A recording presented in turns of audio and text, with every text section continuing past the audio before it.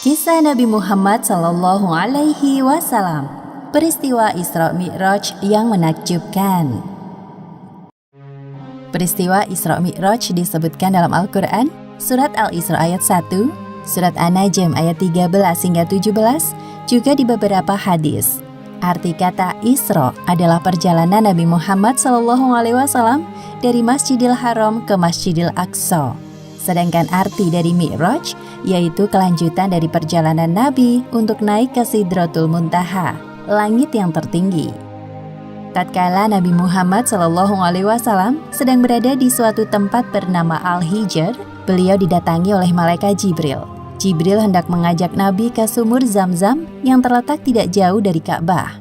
Di tempat inilah Jibril membelah dada Nabi Muhammad untuk kedua kalinya. Dahulu ketika beliau masih berusia 4 tahun, Jibril pernah melakukan hal yang sama. Wahai Nabi, tenangkan dirimu dan berbaringlah. Aku akan mensucikan hati dan jiwamu. Pembelahan dada Nabi kali ini dilakukan sebagai persiapan untuk bertemu dengan Allah Subhanahu wa Ta'ala. Segala prasangka buruk yang tersimpan dalam hati beliau, meskipun hanya secuil, harus dibersihkan terlebih dahulu. Ketika dirasa telah cukup, Jibril mengembalikan keadaan seperti semula, seolah-olah tidak terjadi apa-apa. Ketika Nabi membuka mata, beliau melihat ada seekor hewan menyerupai kuda, lengkap dengan pelana dan tali kekangnya.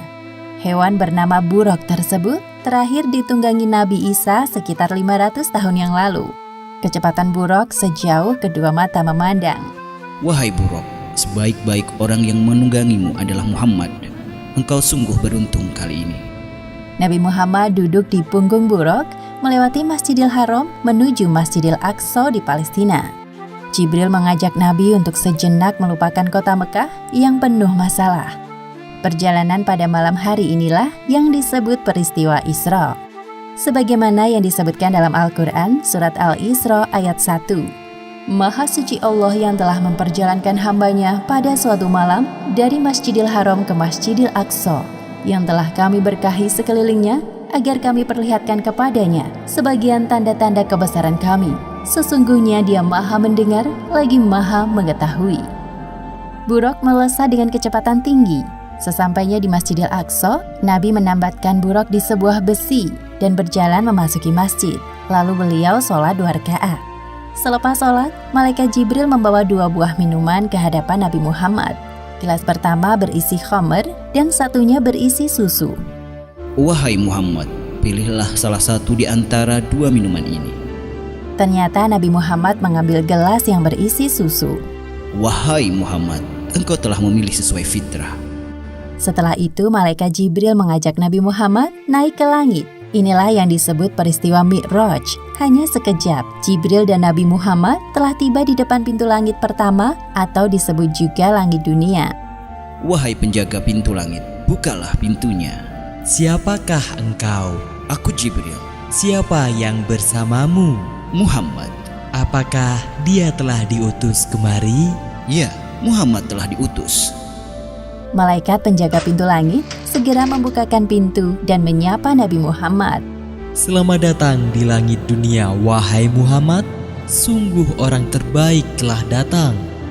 Jibril dan Nabi Muhammad memasuki langit yang pertama. Mereka berjalan melewati seorang laki-laki dengan ruh-ruh manusia di samping kanan kirinya. Ketika melihat ke arah kanan, laki-laki itu tertawa. Sedangkan ketika laki-laki itu melihat ke arah kiri, beliau tampak sedih. Siapakah laki-laki itu, wahai Jibril? Dia adalah Adam, manusia sekaligus nabi pertama di bumi. Ucapkan salam kepadanya. Nabi Adam yang mengetahui kedatangan Nabi Muhammad langsung mengenali beliau dan menyapa dengan hangat. Assalamualaikum warahmatullahi wabarakatuh. Waalaikumsalam warahmatullahi wabarakatuh. Selamat datang, wahai putraku yang soleh. Malaikat Jibril menjelaskan penampakan para ruh di sekitar Nabi Adam kepada Nabi Muhammad. Para ruh sebelah kanan beliau adalah ruh para syuhada, sedangkan ruh yang berada di sebelah kiri beliau adalah ruh orang-orang yang sengsara. Selain itu, Nabi Muhammad juga diperlihatkan azab bagi orang yang gemar memakan harta anak yatim. Selanjutnya, Jibril mengajak Nabi Muhammad untuk naik ke langit kedua. Jibril kembali meminta izin kepada malaikat penjaga pintu langit. Terjadi percakapan yang sama seperti sebelumnya. Sungguh tamu terbaik telah datang. Di langit kedua ini, Nabi Muhammad bertemu dengan Nabi Yahya dan Nabi Isa. Jibril mengingatkan Nabi Muhammad untuk menyapa keduanya. Assalamualaikum warahmatullahi wabarakatuh. Waalaikumsalam warahmatullahi wabarakatuh. Selamat datang wahai Nabi Muhammad yang saleh. Semoga kebaikan selalu tercurahkan kepadamu. Kemudian Jibril mengajak Nabi Muhammad untuk naik ke langit ketiga. Di sana mereka bertemu dengan laki-laki yang sangat indah parasnya. Wahai Muhammad, inilah Nabi Yusuf, sapalah beliau. Assalamualaikum wahai Nabi Yusuf, aku Muhammad. Waalaikumsalam. Ya, aku telah mengenalmu, wahai Nabi Muhammad. Semoga engkau selalu diliputi kebahagiaan. Lalu mereka naik ke langit keempat dan bertemu dengan Nabi Idris. Ternyata Nabi Idris telah mendengar tentang Nabi Muhammad dan mendoakan kebaikan untuk beliau. Selamat datang wahai saudaraku yang solih, Nabi yang salih. Semoga engkau selalu dilimpahkan kesehatan untuk berdakwah kepada umatmu.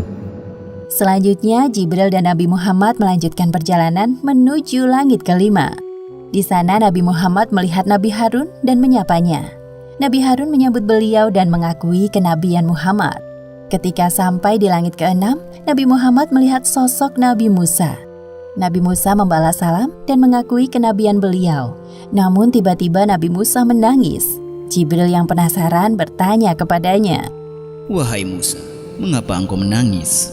Aku menangis karena ternyata ada nabi yang diutus setelahku, tapi umatnya lebih banyak yang masuk surga dibandingkan umatku. Setelah berpamitan dengan Nabi Musa, Jibril mengajak Nabi Muhammad untuk naik ke langit ketujuh. Di sana mereka bertemu dengan Nabi Ibrahim. Ya Rasulullah, ini adalah Nabi Ibrahim, bapak para nabi. Selamat datang wahai cucuku yang saleh. Senang sekali berjumpa denganmu.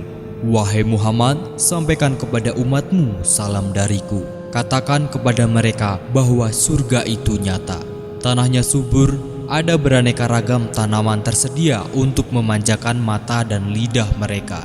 Semua hal yang mereka inginkan tersedia di surga. Di langit ketujuh inilah Nabi Muhammad diperlihatkan surga. Beliau masuk ke dalamnya dan tidak berhenti untuk bertasbih memuji kebesaran Allah Subhanahu wa Ta'ala. Subhanallah, Maha Suci Allah.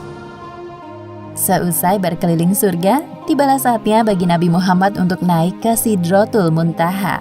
Pada momentum ini, Jibril menampakkan wujud aslinya sebagai malaikat. Wahai Rasulullah, sebentar lagi engkau akan bertemu dengan sang penciptamu. Namun, aku tidak bisa mengantarmu.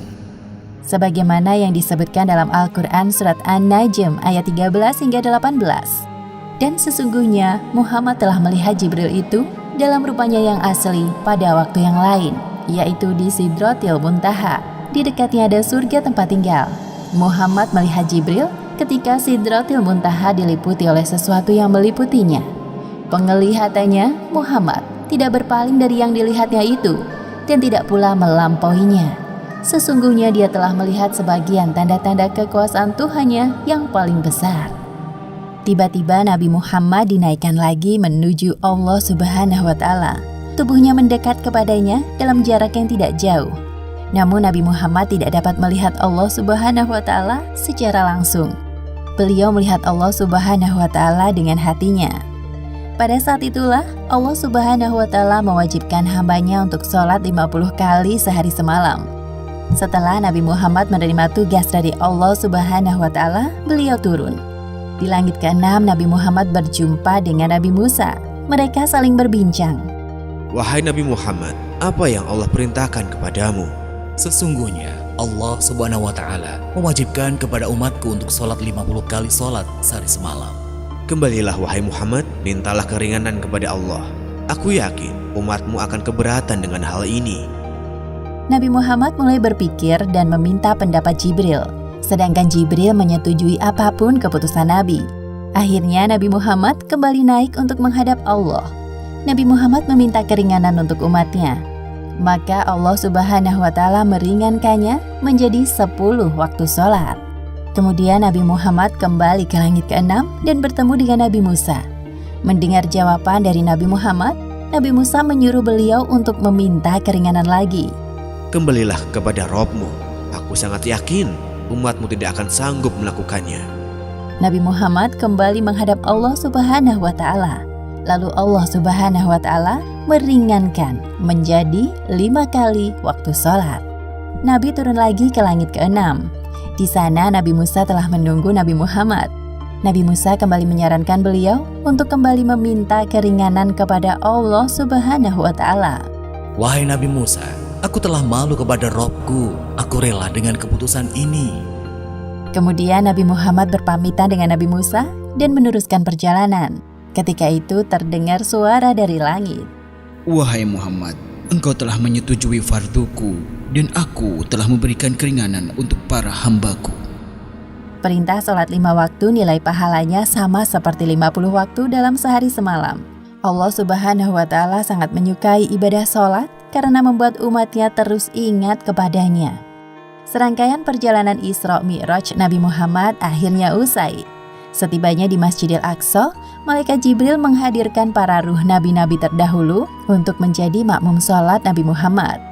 Setelah itu, Nabi Muhammad naik ke punggung buraq untuk kembali ke Mekah dan tiba di sana sebelum pagi hari. Demikianlah akhir kisah peristiwa Isra Mi'raj yang menakjubkan. Hikmah yang dapat kita ambil dari kisah ini diantaranya: pertama, peristiwa Isra Mi'raj merupakan sebuah penghormatan dan penghibur bagi Nabi Muhammad setelah ditimpa ujian yang bertubi-tubi, seperti ditinggalnya Abu Thalib, Khadijah, penyerangan penduduk Taif. Namun beliau berhasil melewati semua itu dengan sabar dan tawakal. Kedua, hendaknya kita bergegas melaksanakan sholat ketika telah masuk waktu, karena Nabi Muhammad telah meminta keringanan kepada Allah Subhanahu wa Ta'ala untuk sholat hanya 5 kali sehari semalam. Wallahu a'lam bishawab.